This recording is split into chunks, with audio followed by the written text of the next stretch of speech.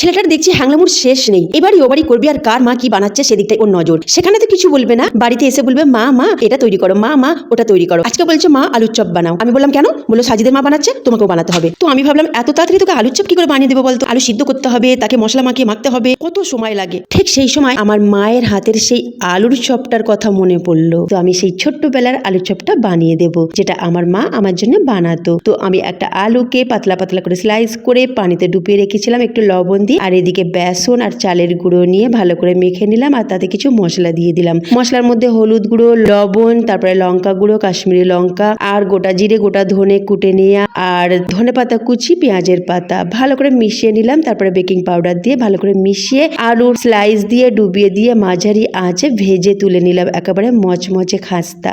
ছেলে বলল মা তোমার সেই ছোটবেলার আলু চপটা মাশাআল্লাহ দারুণ হয়েছে। আপনাদের কেমন লেগেছে অবশ্যই কমেন্ট করে জানান তাড়াতাড়ি। আল্লাহ হাফিজ।